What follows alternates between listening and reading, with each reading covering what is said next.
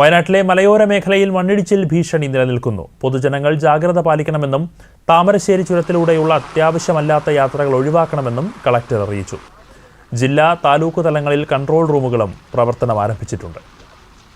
വിശദാംശങ്ങളുമായി അരുൺ വിൻസെന്റ് ചേരുന്നു. അരുൺ, വയനാട്ടിൽ ഏറ്റവും കൂടുതൽ ഭയപ്പെടുന്നത് മണ്ണിടിച്ചിലുകളെയാണ്. അതിന്റെ ഒരു സാധ്യതകൾ പലയിടത്തും നിലനിൽക്കുന്നുണ്ട്. ഏറ്റവും പുതിയ വിശദാംശങ്ങൾ എന്തൊക്കെയാണ്? അനന്തു, കഴിഞ്ഞ രാത്രിയിൽ ആരംഭിച്ച മഴ ഇതുവരെ തീർന്നിട്ടില്ല. കാരണം കഴിഞ്ഞ പകൽ മുഴുവൻ അതിശക്തമായ രീതിയിലുള്ള മഴയാണ്. നമുക്കറിയാം, കള്ളാടി ഭാഗങ്ങളിൽ വീണ്ടും മണ്ണിടിച്ചിലുണ്ടായി. ഇന്ന് ഉച്ചയ്ക്ക് 2 മണിയോടെയാണ് ആ കള്ളാടിയിൽ വീണ്ടും മണ്ണിടിച്ചിലുണ്ടായത്. ഏതായാലും നിലവിൽ ചുരത്തിലൊക്കെ ഗതാഗത നിയന്ത്രണം ഏർപ്പെടുത്തിയിട്ടുണ്ട്. താമരശ്ശേരി ചുരത്തിൽ ഗതാഗത നിയന്ത്രണമാണുള്ളത്. ആംബുലൻസ് ഉൾപ്പെടെയുള്ള വാഹനങ്ങൾ മാത്രമാണ്, അവശ്യ സർവീസുകൾ മാത്രമാണ് കടത്തി വരുന്നത്. കാരണം അടിവാരത്തുൾപ്പെടെ ഏങ്ങാപ്പുഴ ഉൾപ്പെടെ വെള്ളം കയറി തുടർന്നാണ് ചുരത്തിൽ നിയന്ത്രണം ഏർപ്പെടുത്തിയത്. ഒപ്പം അതുപോലെ പാൽച്ചുരത്ത് ഇന്ന് ഉച്ചയോടുകൂടി അവിടെ മണ്ണിടിഞ്ഞു. അതുവഴിയുള്ള പാൽച്ചുരം വഴിയുള്ള ഗതാഗതം പൂർണ്ണമായും നിരോധിച്ചിട്ടുണ്ട്.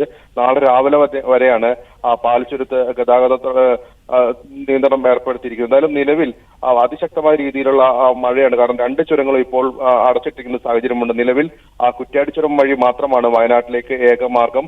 ഒപ്പം നെടുമ്പോയി ചുരത്തിലും ഉച്ചയോടുകൂടി അവിടെ മണ്ണിടിച്ചിലുണ്ടായിരുന്നു. എന്നാലും അത് ഭാഗികമായി പുനഃസ്ഥാപിച്ചിട്ടുണ്ട്. നിലവിൽ 2 ചുരങ്ങൾ മാത്രമാണ് ഇപ്പോൾ വയനാട്ടിലേക്ക് ആളുകൾക്ക് എത്തിപ്പെടാനുള്ള ഏക ആശ്രയമായിട്ടുള്ളത്. എന്തായാലും വൈത്തിരി ഉൾപ്പെടെ ശക്തമായ രീതിയിലുള്ള മഴയാണ് ഇന്ന് രാവിലെ മുതൽ ഉണ്ടായത്. വൈത്തിരി വട്ടപ്പാറയിൽ 104 മില്ലിമീറ്റർ മഴ വരെ ലഭിക്കുന്ന ഒരു സാഹചര്യം ഉണ്ടായിരുന്നു. അതുകൊണ്ട് തന്നെ ആ പ്രദേശങ്ങളിലൊക്കെ ജാഗ്രതാ നിർദ്ദേശം നൽകിയിട്ടുണ്ട്. ഉദ്യോഗസ്ഥർ ഉൾപ്പെടെ കനത്ത ജാഗ്രതയിലാണ് ഉള്ളത്. താഴ്ന്ന പ്രദേശങ്ങളിൽ മിക്ക സ്ഥലങ്ങളിലും വെള്ളം കയറിയിട്ടുണ്ട്. അതേസമയം ഇതുവരെ അനിഷ്ടസംഭവങ്ങളൊന്നും വയനാട്ടിൽ എവിടെയും റിപ്പോർട്ട് ചെയ്യപ്പെട്ടില്ല. അതുകൊണ്ട് തന്നെ ആശങ്കപ്പെടേണ്ട സാഹചര്യമില്ല എന്നാണ് ജില്ലാ ഭരണകൂടം അറിയിച്ചിരിക്കുന്നത്. നിലവിൽ വിവിധ സ്ഥലങ്ങളിൽ നിന്നായി ദുരിതാശ്വാസ ക്യാമ്പുകൾ ആരംഭിച്ചിട്ടുണ്ട്. ഏകദേശം 8ഓളം ദുരിതാശ്വാസ ക്യാമ്പുകളാണ് ജില്ലയുടെ വിവിധ ഭാഗങ്ങളായി ആരംഭിച്ചിരിക്കുന്നത്.